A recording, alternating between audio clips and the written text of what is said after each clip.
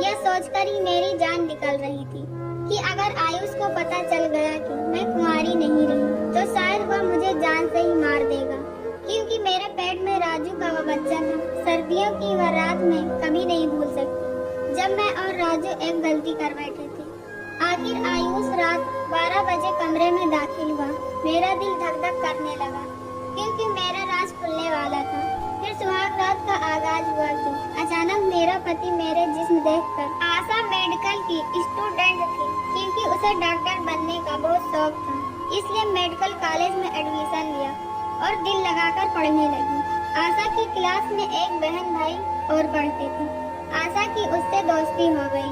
आयुष और उसके भाई का ज्यादातर वक्त साथ में ही गुजरता था। वह दोनों बहुत आजाद ख्याल के थे। राजू और आशा एक दूसरे को पसंद करने लगे और मेडिकल की पढ़ाई करने के बाद शादी का प्लान भी बना लिया। लेकिन जिंदगी में जो सोचा जाए वैसा नहीं होता। आशा के साथ कुछ ऐसा ही हुआ। एक रात में उस लड़की का सब कुछ बर्बाद कर दिया। उसकी जिंदगी में ऐसी भयानक रात आई थी, सब कुछ बर्बाद हो गया। राजू बहुत जिद्दी लड़का था। वह शादी से पहले जिस्मानी ताल्लुकात को अच्छा समझता था, लेकिन आशा ने उसे किसी भी ऐसे मामले में साथ नहीं दिया। जब भी वह ऐसी बात करता, आशा बहुत शर्म महसूस करती और उसे एक हद में रखती। लेकिन जब भी उसे मौका मिलता, वह कोई न कोई शरारत जरूर करता। सब्र का बांध टूट रहा था। राजू को खुद से अलग भी नहीं कर सकती थी और पास भी नहीं आने दे रही थी। कभी कभी वह खुद इस कस्म में मुब्तला हो जाती। कभी सोचती कि राजू जो कहता है क्या मान लेना चाहिए। एक साल बीत गया और एक हफ्ते की छुट्टी आई तो सबने बाहर घूमने का प्रोग्राम बना लिया। इस तरह आशा, राजू और उसकी बहन सौम्या और एक उनका भाई घूमने के लिए रवाना हुए। उन्होंने खूब एंजॉय करने का सोच रखा था, लेकिन न जाने क्यों एक अनजाना सा ख्वाब आशा को घेरे हुए था। उसे लगता था कि जैसे कुछ बहुत बुरा होने वाला है। होटल में एक ही कमरा लिया गया। आशा ने ऐतराज किया कि हम लड़कियों के लिए अलग कमरा लिया जाए, लेकिन राजू ने हंसकर टाल दिया। सब थके हुए थे, इसलिए थोड़ी देर के लिए आराम करने लगे। राजू ने आशा को साथ लिया और एक काम के लिए बाहर आ गए। उन्हें एक गाड़ी भी चाहिए थी और कुछ कैंपिंग का सामान। होटल के कमरे में आशा और राजू अब अकेले थे। 1 घंटे बाद दोनों वापस आए तो होटल के पास पहुंचकर कुछ याद आया और आशा को कमरे में जाने को कहा। वापस बाजार की ओर चला गया। आशा होटल में दाखिल हुई और जैसे ही अपने कमरे की ओर बढ़ी और दरवाजा खोलने की कोशिश की तो अचानक रुक गई। कमरे में राजू और आशा एक शर्मनाक खेल रहे थे। अंदर से आवाज आ रही थी और आशा समझ गई कि पिछले 1 घंटे से कमरे में क्या चल रहा है। आशा को कुछ समझ में न आया कि अब मैं क्या करूं, इसलिए बाहर ही बैठकर सोचने लगी। आधा घंटे बाद जब राजू वापस आया तो उसने पूछा, बाहर क्यों बैठी हो? आशा कहने लगी, कुछ नहीं, मैं तो आपका इंतजार कर रही थी। लेकिन अब आशा घबरा रही थी कि कहीं कमरे में वही काम तो नहीं हो रहा है, क्योंकि कुछ पता नहीं था कि राजू को रद्दे अमल क्या होता है। राजू ने आशा से कमरे की चाबी ली और दरवाजा खोला और आशा का दिल धक धक कर रहा था। लेकिन अंदर का मंजर देख आशा को सुकून मिला। सौम्या नहा रही थी और उसका भाई सो रहा था। राजू की शरारत के मोड़ में था और आशा को अपनी बाहों में लिया। वह बेचारी घबरा गई कि कहीं उसके भाई ने देख लिया तो। राजू ने उसके भाई को जगाया और तैयारी करने के लिए कहा। सौम्या नहाकर बाहर आ गई और उसके भाई को देखकर मुस्कुरा रही थी। उसके भाई ने भी उधर देखकर मुस्कुरा दिया। आशा इन दोनों को देख रही थी और सोच रही थी कि यह दोनों एक दूसरे से प्यार करते हैं, लेकिन इन्हें एक हद में रहना चाहिए। सबने नाश्ता किया और गाड़ी में बैठकर पहाड़ों की तरफ घूमने चले गए। मौसम भी अच्छा था और बारिश भी हो सकती थी। सर्दी भी खूब थी। राजू ने उसके भाई से पूछा कि कहाँ घूमने का इरादा है। उसके भाई ने कोई जवाब न दिया और मुस्कुरा कर रह गया। सबके लिए सरप्राइज है, वह बहुत दूर निकल आए थे। कुछ लोग थे जो वापस जा रहे थे। राजू और उसका भाई गाड़ी से सब सामान निकाला और 2 तंबू लगाने लगते हैं।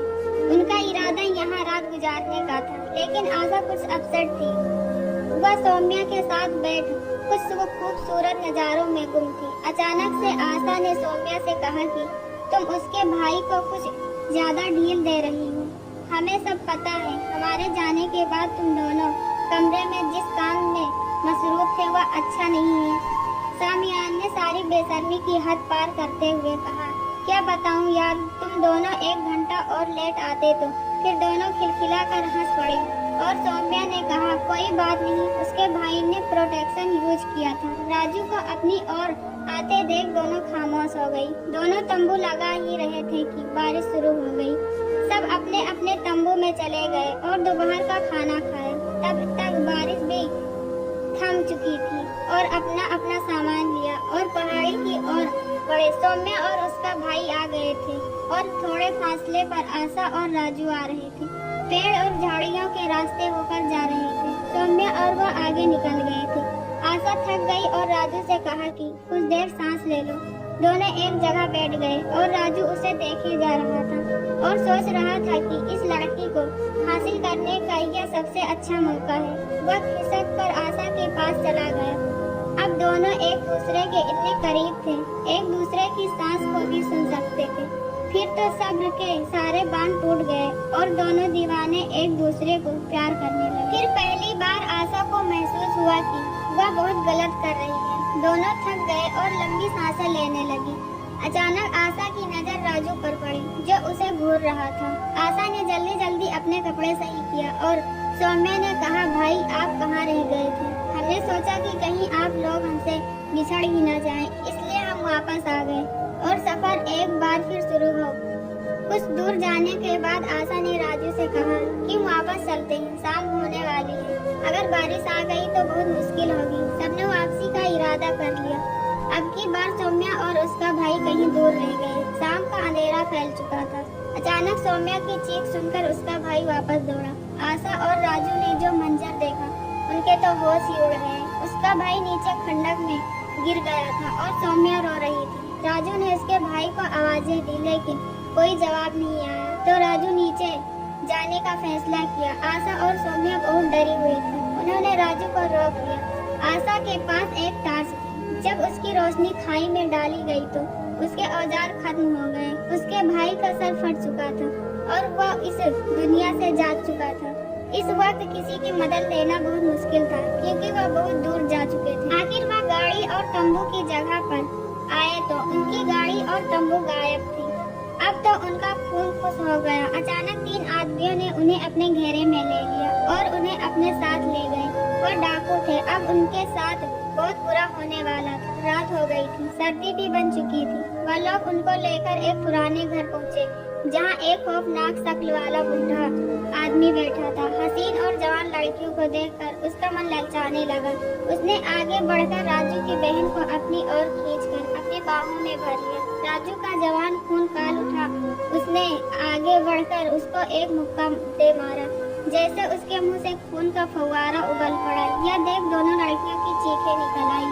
एक डाकू ने राजू के सीने में 2 गोलियां उतार दी और राजू भी मर गया। छोटे सरदार ने सौम्या की तरफ इशारा करते हुए कहा, इस लड़की को आज के लिए मेरे हवाले कर दो और दूसरी को कमरे में बंद कर दो। सौम्या थरथरा रही थी, जबकि आशा बेहोश हो चुकी थी। जब आशा को होश आया तो वह एक कमरे में बंद थी और उस कमरे का जायजा लिया तो उसकी नजर एक खिड़की पर पड़ी।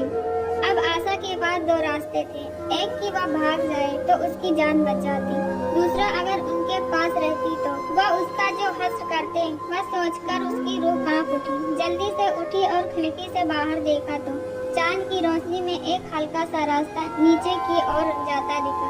आशा बाहर निकलने ही वाली थी कि सौम्या की चीखों पुकार सुनकर उसके ऊपर एक हैबत भारी हो गया। वह जालिम सौम्या की इज्जत से खेल रहे थे। आशा ने जल्दी से बाहर की ओर छलांग लगा दी और पतले दुबले से रास्ते पर चली जा रही थी। उसका जिस्म अभी तक कांप रहा था और ठंड भी बढ़ती जा रही थी।